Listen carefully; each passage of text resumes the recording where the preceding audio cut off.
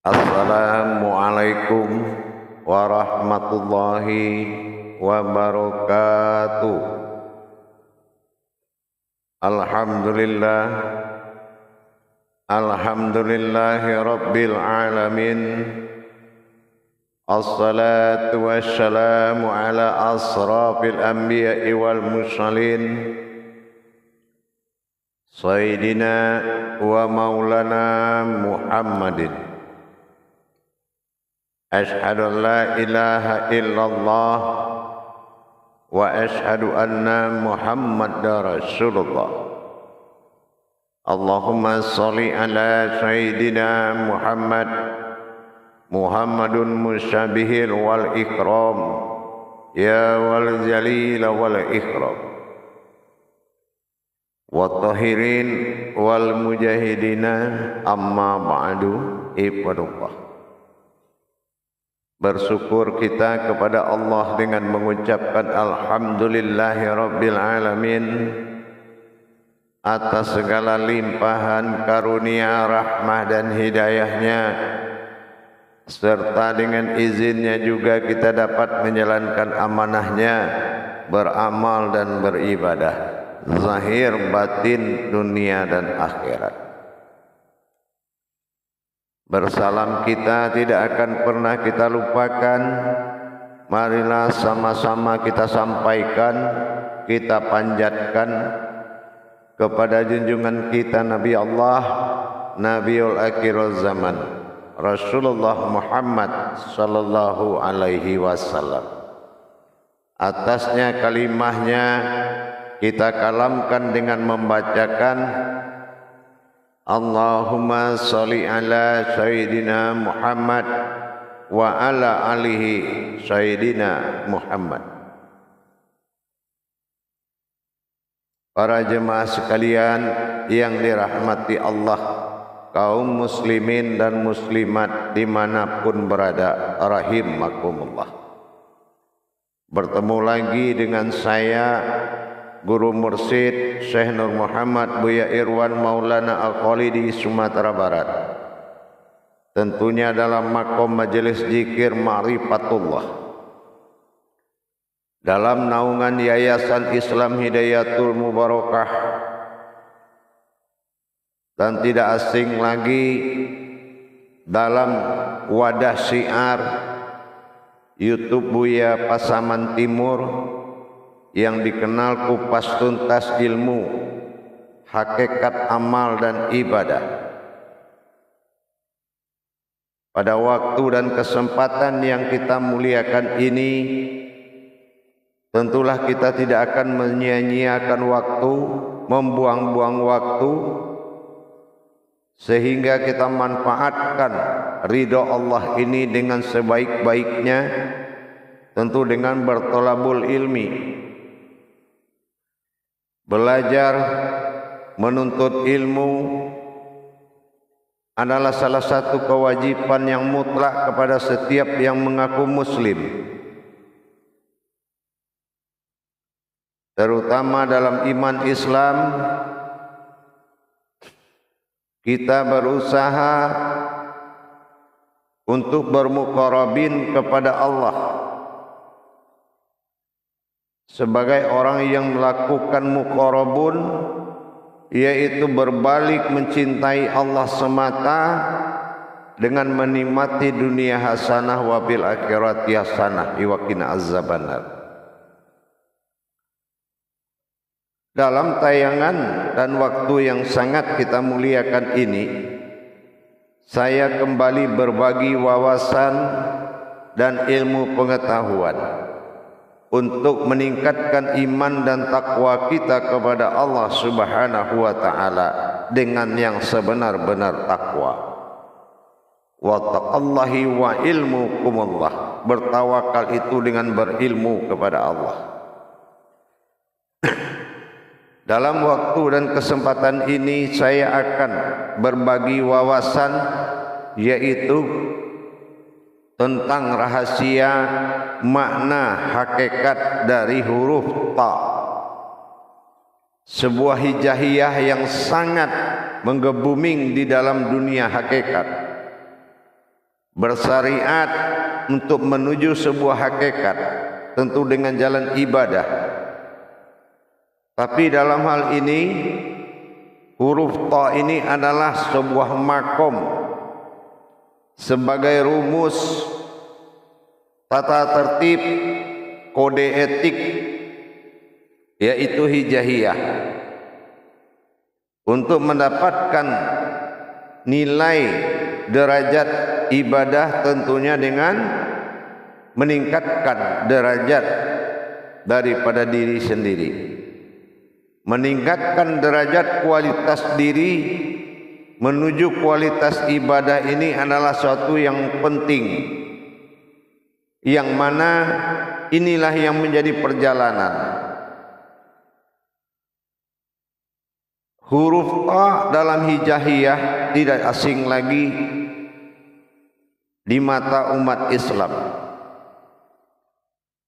Tapi apakah hakikat di balik ini semua?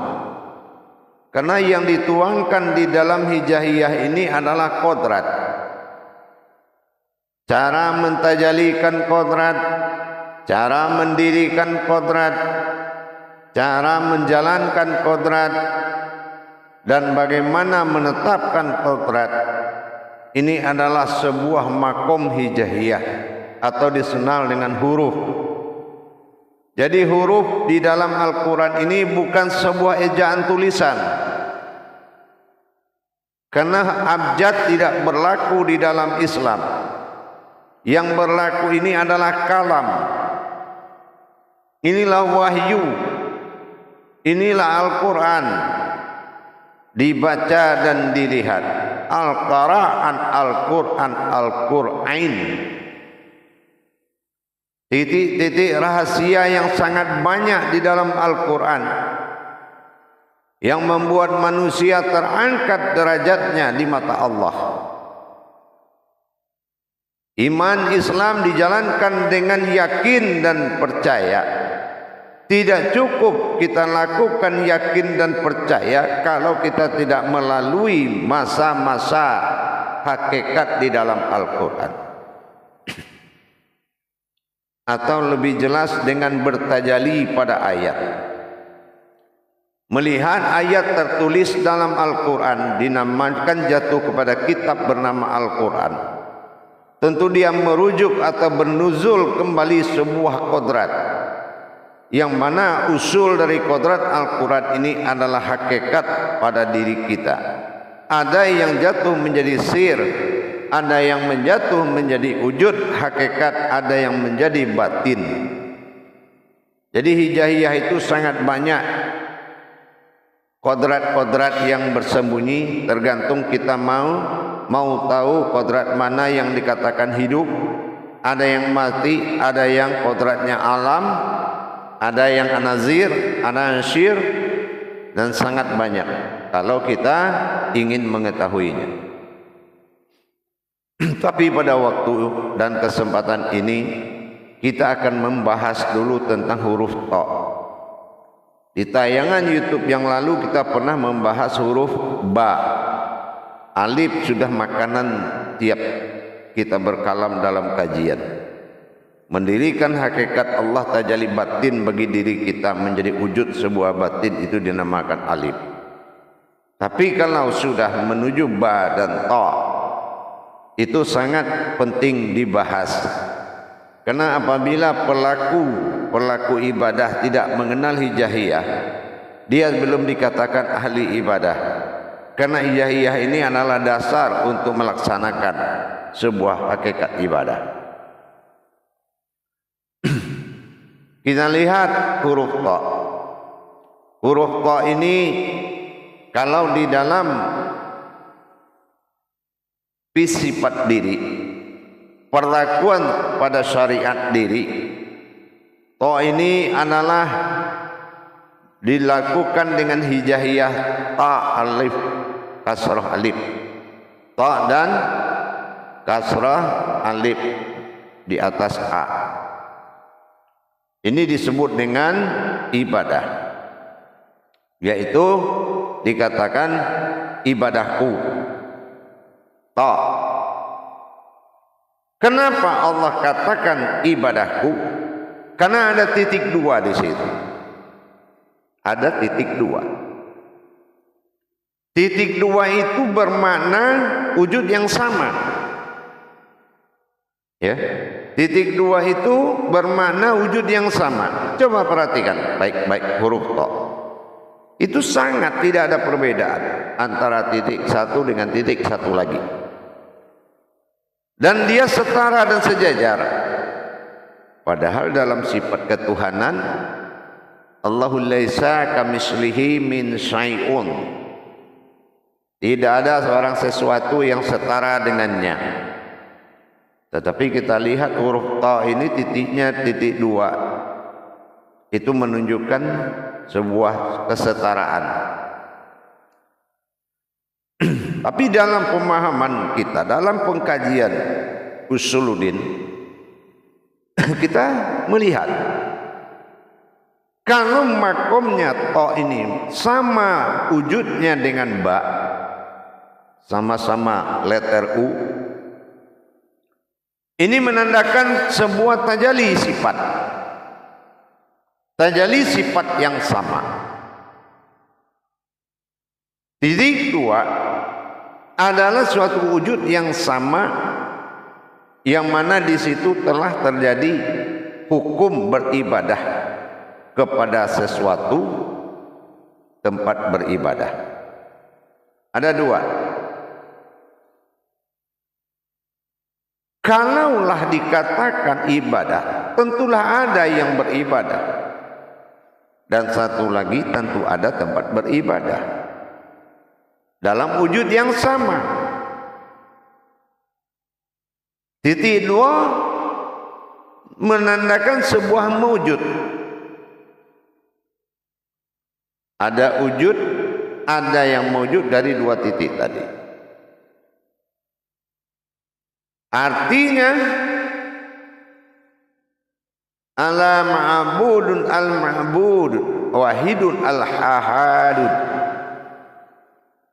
Hanya wujud diri, maujud dirikulah yang beribadah kepada wujud diriku sendiri. Ini tingkat ibadahnya. Apapun yang kita kalamkan, siapapun kita adalah maujud yang akan beribadah kepada sebuah wujud Allah. Artinya sangat luas. Terlepas pegangan sebagai manusia yang merasa dia yang beribadah, merasa dia yang berzikir, merasa dia yang sholat, ini berarti sudah berhenti kepercayaan itu. Karena telah diperlihatkan dua titik yang sama dalam ta. Artinya wujud dan maujud. Kalau wujudnya sendiri yang beribadah kepadanya, maka bekerjalah sifat bertajalli dalam mata batin mempersaksikan. Maka kita diwajibkan mengenal hakikat ibadah yang sebenarnya. Karena titik itu dua, berarti kita harus tahu hakikat ibadah itu apa. Karena tidak boleh terlepas dari dianya sendiri. Tidak boleh terlepas dari dianya sendiri. Nah, inilah wujudkulah yang menyembah kepadaku. Al-wahidun wa al-ahadun al-ma'budu. Hanya satunya diriku kepada satu wujudku yang beribadah kepadaku. Jadi sudah lepas keinsanan kita dalam beribadah kepada Allah. Yang ada adalah kita lihat di lillahi ta'ala.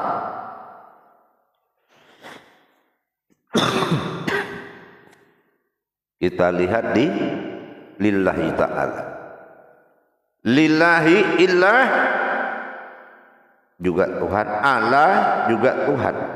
Artinya perbedaannya ta'ala, ta'ala, ta'ala.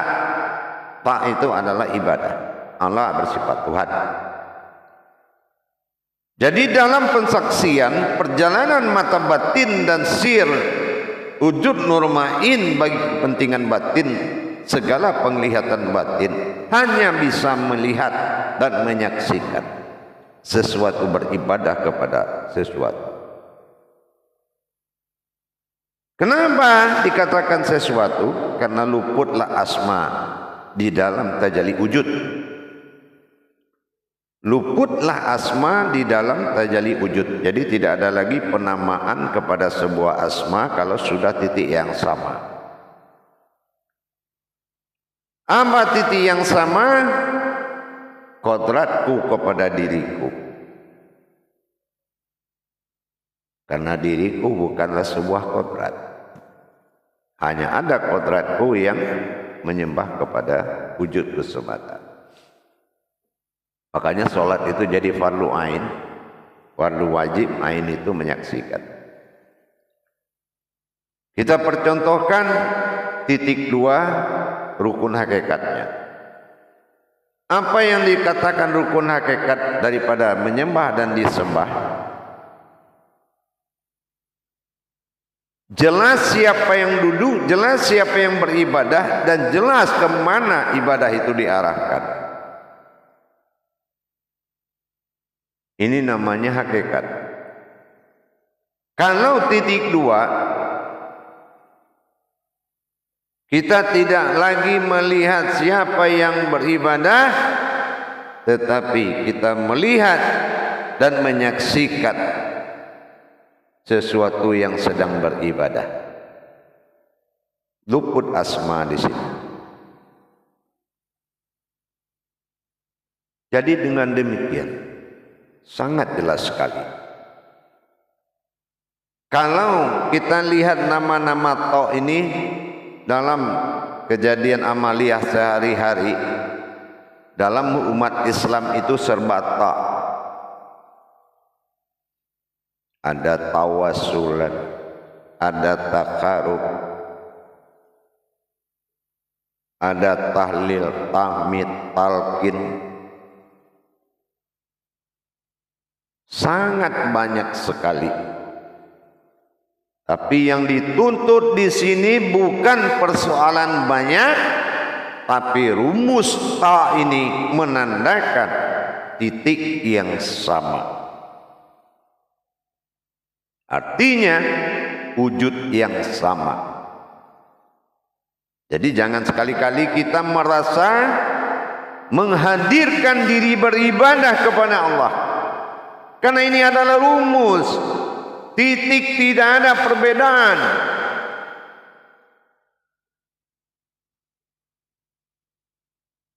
Tetapi titik adalah tajalli diri kepada wujudnya semata. Tentunya kita merubah nilai amaliyah kita menjadi ibadah. Apa yang dikatakan amaliyah jadi ibadah? Kalau amaliyah kodrat umat kepada Tuhan, beda dengan ibadah. Yaitu kodratku sendiri kepada wujudku sendiri. Pemahamannya lebih menuju derajat. Metodenya ilmu. Apa yang dikatakan wujudku sendiri kepada diriku? Duduk Adam beribadah kodratnya Muhammad nyata Allah pada nyawa. Ini yang dikatakan dari kodratku sendiri kepada wujudku. Semua fanafilah, tidak ada yang berurat, tidak ada yang berdarah. Inilah yang menjadi keputusan ibadah. Bukan melihat apa yang kamu amalkan, tetapi Allah melihat siapa yang beramal. Pantaskah sebuah tubuh kamu katakan hak? Tidak mungkin. karena dia memiliki masa nifas, masa haid, masa hadas, tapi ada diri dalam diri. Nah, inilah al-haqqullah. Dengan demikian, seseorang dituntut untuk meningkatkan kualitas dirinya di dalam mencapai martabat kepada Allah. Seseorang dituntut ketinggian wawasan ilmunya untuk menerangkan jiwanya. Seseorang dituntut kekadiman marifatnya, menghindarkan keraguan-raguannya. Dengan demikian, pencapaian pencariannya semakin bagus. Inilah yang sangat menjadi tolak ukur, yaitu derajat martabat diri mencapai derajatnya ibadah. Mana kodrat itu pada diri kita? Makanya kalau ada huruf ya di titiknya dua di dalam huruf ya, yaitu qalbi. Setiap orang yang melihat ke hati setiap orang yang berdoa. Ini yang dikatakan maqam qalbi.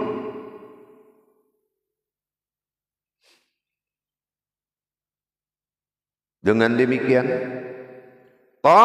sudah jelas dua wujud beribadah kepada wujud yang sama. Karena tidak ada yang mampu menghadap kepadaku kecuali wujudku sendiri. Tidak ada yang mampu mengingatku kecuali wujudku sendiri. Tidak ada mampu sesuatu pun berkata-kata kepadaku, karena kata-kata itu yang menjadi perantara antara aku dan dia. Maka dikatakan tidak lagi bersuara, tidak lagi berhuruf. Ini yang dinamakan hakikat. Itulah titik dua tadi. Makna yang dimaksud. Siapa titik pertama? Itu dikatakan ta'yun awal. Dengan ta'yun sani. Ini yang ta'yun. Ta'yun awal, ta'yun sani. Dan ini sudah mencapai keumatan kepada awal ketuhanannya.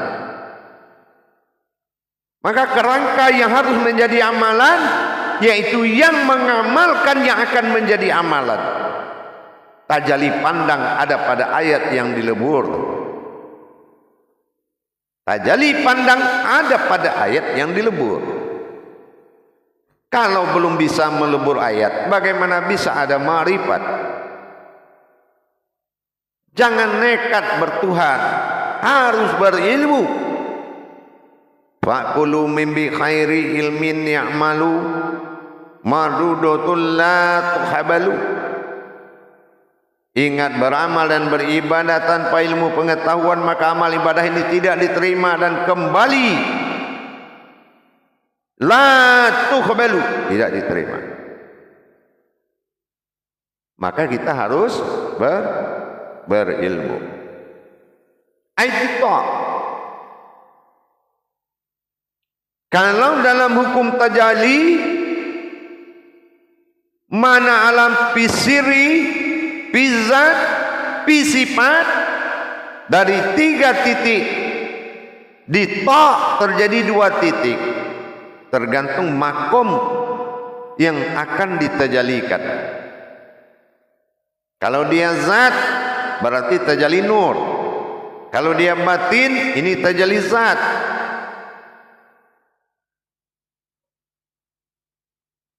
Dengan demikian pencapaian kita semakin berderajat kepada Allah. Itu luasnya makna ta. Artinya disimpulkan,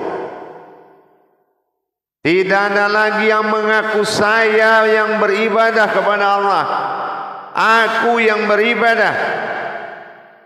Di dalam keputusan hakikat, setiap yang bersifat hakikat maka bersifatlah Allah dalam hakikat ibadah itu. Mana dia bersifat, itulah wujud yang sama. Maka sempurnakanlah perjalanan ma'rifatullahmu di dalam mentajalikan suatu kodrat kepada wujudnya. Ini peningkatan, bukan perubahan. Peningkatan, bukan perubahan. Atau metode baru, bukan. Ini adalah pemahaman yang pencapaian derajat. Semakin pemahamanmu berderajat, semakin Allah layani kamu di dalam prasangkamu yang tinggi. Untuk itu para hadirin dan jamaah dimanapun berada, mari kita selalu meningkatkan pemahaman, pencarian tentunya dengan mendapatkan tersiratnya. Jangan mengkadimkan sesuatu yang bersandar kepada diri, tetapi kadimkanlah sesuatu yang akan menjadi kodrat pencapaian. Khadim yang dimaksud adalah menyatakan. Insya Allah jamaah para hadirin, semakin kita mempertinggi derajat pencarian kita kepada Allah, maka Allah melayani sesuai dengan prasangka umatnya. Lemah prasangkamu, lemah pencarianmu, maka kita tingkatkan tentunya dengan belajar. Insya Allah. Makanya kita lakukan pemahaman dengan belajar. Jangan salahkan sebuah makom amalan dengan sebutan tinggi, dengan sebutan rendah. Sesungguhnya bukan amalan itu yang tinggi atau rendah, tapi sebaliknya, kitalah yang sedang berada di antara tinggi dan rendah, sehingganya timbul keraguan menetapkan suatu pemahaman, menjadikan suatu wujud yang dituntut oleh pemahaman tersebut. Kenapa?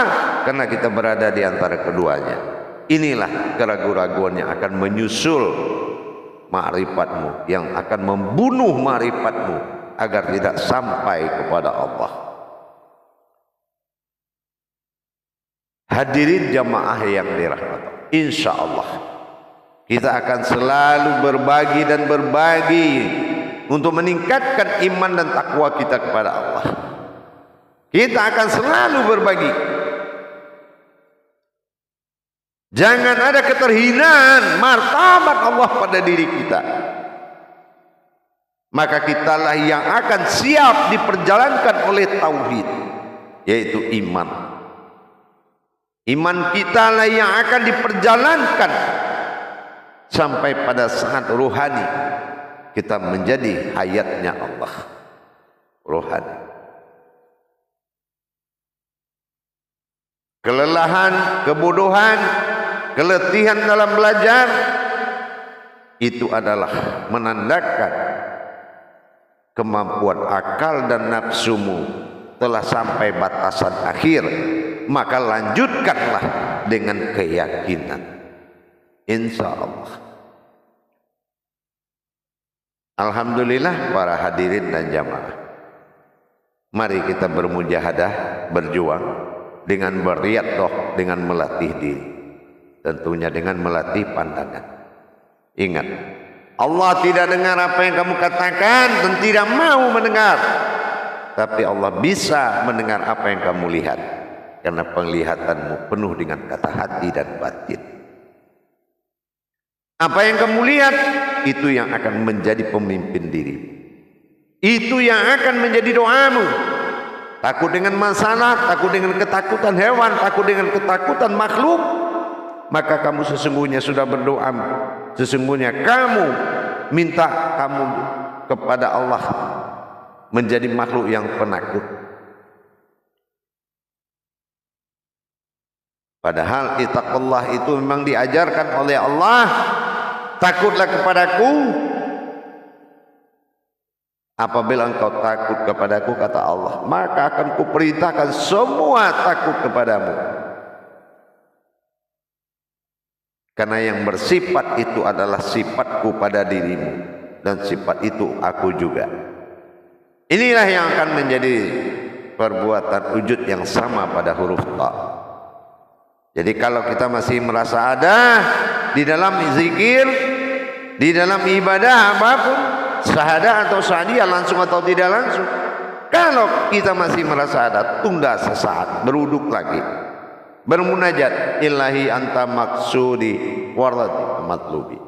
Berdoa kita kepada Allah, bermunajat kita kepada Allah. Jadi jangan terburu-buru dalam melakukan suatu marifat kepada Allah tanpa kamu laksanakan adabnya dengan baik terlebih dahulu. Adab yang dimaksud bukan sopan santun, tapi adab yang dimaksud rukun yang dijalankan untuk mendapatkan suatu akadnya. Rukun dijalankan untuk mendapatkan akad yang kita mau, tapi jangan hidup tanpa rukun. Karena rukun adalah sebuah hayat bagi Allah yang harus dipatuhi. Rukun adalah adab, bi'abdihi darajatun fil ilmi. Adab itu lebih tinggi derajatnya daripada ilmu. Insyaallah. Tingkatkan selalu. Senangilah suatu kesulitan, karena kesulitan ini mudah mengundang malapetaka, mudah mengundang nafsu, mudah mengundang akal, mudah mengundang keraguan-raguan. Tapi apabila kamu sudah merasa ada kesulitan, berarti kebenaran dirimu sudah mencapai tingkat kebenaran. Kenapa? Yang lelah itu adalah akal, nafsu, bukan kodrat. Insya Allah. Dengan demikian, pemahaman peningkatan derajat dan wawasan ilmunya membuat kita lebih lagi dimuliakan oleh Allah, beribadah kepada Allah, mendapatkan kemuliaan kepada Allah. Tapi kalau kita nekat dengan pemahaman amaliyah menuju makom ibadah, ini adalah suatu kesulitan besar. Laksana rukun iman masuk ke dalam rukun Islam, membuat solat itu mencari surga tanpa peduli Tuhan ada atau tidak. Inilah yang membuat kecelakaan tauhid sehingga kita menjadi makhluk yang bodoh.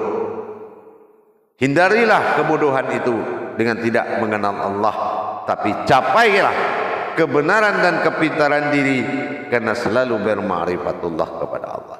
Insyaallah. Dengan demikian kita sudah mulai memahami rahasia-rahasia di balik hijaiyahnya Al-Quran. Pelan-pelan kita selalu berbagi.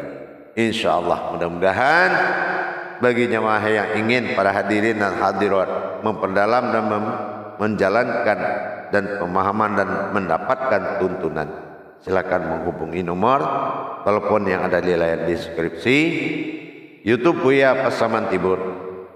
Dan selalulah dalam masa cinta dan mahabbah, kajian adalah titian diri yang indah. Mengenal Allah, hidup akan indah, dan dengan beribadah hidup akan terarah. Berilmu kepada Allah, maka hidup akan mudah, insyaallah. Akhirul kalam, wabillahi taufik wal hidayah. Assalamualaikum warahmatullahi wabarakatuh.